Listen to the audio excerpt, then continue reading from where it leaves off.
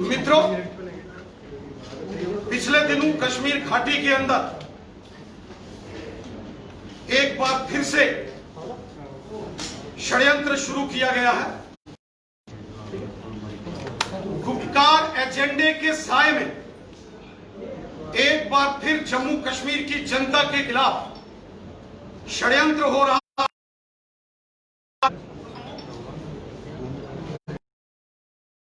परिवार और मुफ्ती मिलकर अलायंस बनाया है। इस गुप्तकार एजेंडे जम्मू देना नहीं है। ये गुप्तकार देशद्रोही एजेंडा है। एंटी नेशनल फोर्सेस का एजेंडा है। कश्मीर की जनता तुरंत में स्वीकार, देश दुश्मन ताकतों के हाथों की कठपुतली कश्मीर के कुछ राजनेता कभी चीन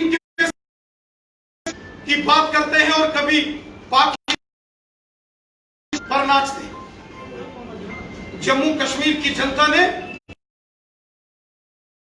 पिछले 35-40 वर्षों में जो आतंकवाद जम्मू कश्मीर के अंदर झेला है, जिसमें हजारों लाखों बेगुनाह लोगों की जानें गई हैं, जम्मू कश्मीर के अंदर आतंकवाद, अलगाववाद और पाकिस्तान की मानसिकता को जन्म देने वाली धारा 370 को उखाड़ के फेंक दिया गया है। कयामत की सुबह तक अब ये धारा 370 वापस नहीं आ सकती। जम्मू कश्मीर के अंदर रहने वाले, वो चाहे गुज्जर बकरवाल समुदाय के लोग हों, महिलाएं हों, बच्चे हों, दलित समाज के, शेड्यूल कास्ट कम्युनिटी के लोग हों, गोरखा समाज के, वाल्मीकि समाज के, पश्चिम पाकिस्तान के से आए हुए विस्थापित हों, पहाड़ी समुदाय, लद्दाख यूनियन टेरिटरी में कारगिल के लोग हों, कश्मीर घाटी के अंदर राष्ट्रवादी लोग हों, उनके साथ इस धारा 370 ने पिछले 7 सालों में बहुत अत्याचार किए, नफियां हुई, कत्ल हुए, बेगुनाह लोगों के परिवारों के परिवार इस धारा 370 ने यहां बर्बाद किए। इसलिए इस धारा 370 को उखाड़ के फेंक दिया गया। और जब से यह धारा 370 को जम्मू कश्मीर से हटाया गया है, तब से जम्मू कश्मीर तथा लद्दाख के अंदर आम जनमानस जश्न में और खुशी में झूमा। पत्थरबाजी की एक घटना नहीं हुई। किसी गली मोहल्ले, किसी सड़क पर, गांव में, शहर में कोई आंदोलन नहीं हुआ। लेकिन जब से नेता जो जेल के अंदर हिरासत में बंद थे, जब से वो बाहर आए हैं, मचाना, किसी कीमत पर भी इन उत्पात मचाने वाले नेताओं को, इन षड्यंत्रकारी नेताओं को, इन साजिश करने वाले नहीं जाएगा। अगर जम्मू कश्मीर की जनता को लहूलुहान करने की साजिश की गई, अगर जम्मू कश्मीर की जनता के खिलाफ षड्यंत्र किया गया, तो इसके गंभीर परिणाम इन षड्यंत्रकारी नेताओं को यहां भुगतने पड़ेंगे।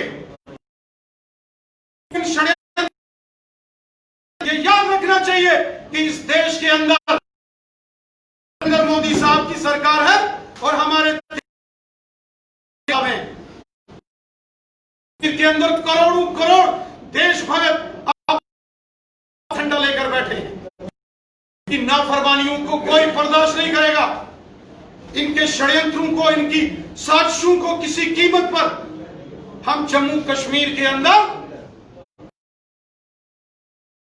ये गुप्तकार एजेंडा, ये गुप्तकार अलायंस पाकिस्तान और चीन के इशारों पर नाचने वाले कठपुतली नेता हैं।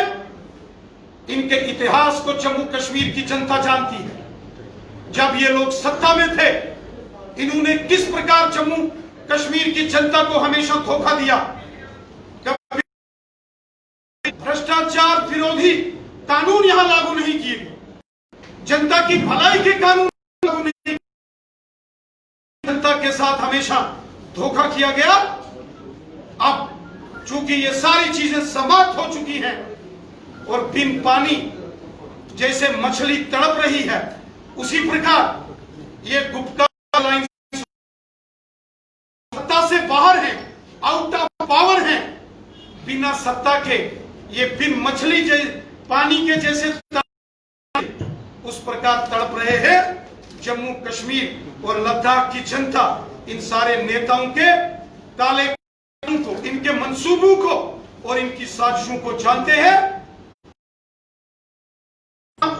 धार्मिक और सामाजिक संगठनों के प्रतिनिधियों से भारतीय जनता पार्टी के वरिष्ठ यहां बैठक करके ये संकल्प लिया है कि किसी कीमत पर भी जम्मू कश्मीर के हालात खराब नहीं होने देंगे, किसी कीमत पर भी जम्मू कश्मीर में चीन और पाकिस्तान के अलगाववादी और आतंकवादियों के एजेंडे को हम नहीं करने देंगे।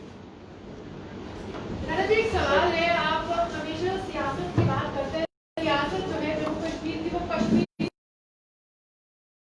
मुफ्ती रिहा हुई थी, उन्होंने मसला कश्मीर सुलझाने के लिए संघर्ष करूंगी। डॉक्टर फारूक अब्दुल्ला ने मसला कश्मीर की बात की और उन्होंने कहा कि सियासी यहाँ पर गति कहीं न कहीं मसला सुलझे। अब धारा 370 के साथ एक बार फिर से मसला है। जम्मू कश्मीर भारत अटूट अंग था, है और युगों युगों तक रहे।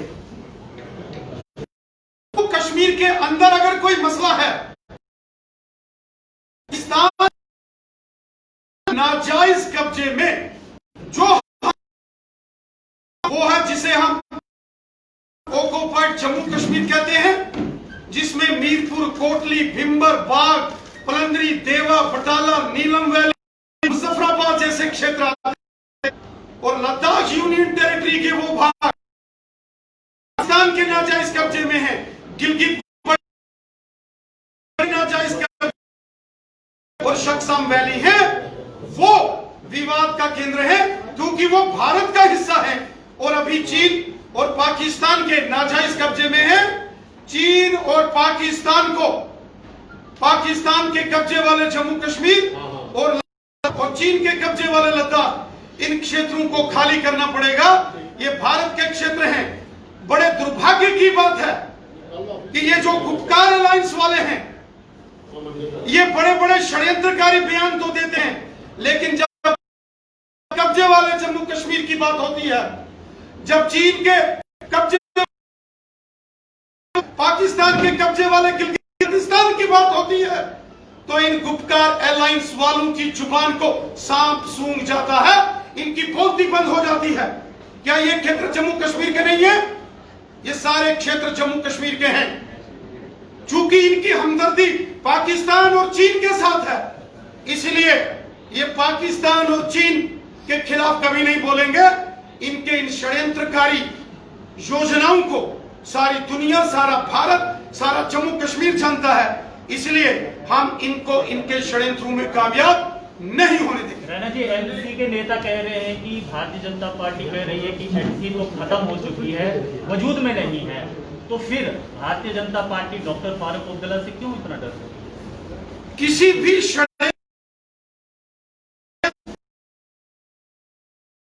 अंदर देश के खिलाफ होगा, उसके खिलाफ पूरी ताकत के साथ लड़ा जाएगा। कोई कमजोर हो या ना हो, साजिश करने वालों के खिलाफ पूरी ताकत के साथ हम लड़ेंगे और उनके किसी भी राष्ट्रद्रोही एजेंडे को हम यहां लागू नहीं होने देंगे। रविंद्र जी, गुपकार अलायंस से कहने के एक मैसेज तो जरूर मिलता है कि किसी वजह को लेकर ही, लेकिन कश्मीर की सभी पार्टियां चाहे दुश्मन हो, वो एकजुट हो चुकी हैं। लेकिन वो यहाँ पर ऐसे कई नेता भी हैं जो जम्मू की बात को, जम्मू का भेदभाव कश्मीर के साथ खत्म करने की बात करते हैं, लेकिन जमीनी सतह पर कुछ नहीं कर पाए। की बात में इस तरह की पूरा का पूरा जम्मू कश्मीर और जिसमें जम्मू संभाग जो हमेशा राष्ट्रवादी शक्तियों का केंद्र रहा है, और कश्मीर घाटी के अंदर भी जो राजनीतिक लोग हैं, जो देशभक्त लोग हैं, वो इन षड्यंत्रों का, इसीलिए भारतीय जनता पार्टी के आह्वान पर 13 से ऊपर धार्मिक और सामाजिक संगठनों के बड़े नेताओं ने आज मुलाकात करके ये संकल्प लिया है कि हम अब्दुल्ला परिवार और मुफ्ती परिवार के इस गुपकार अलायंस षड्यंत्र को पूरी ताकत के साथ मिलकर इसके खिलाफ हम लड़ेंगे और इनको किसी कीमत पर इनकी साजिशों को हम कामयाब नहीं होने देंगे। Thank you very much.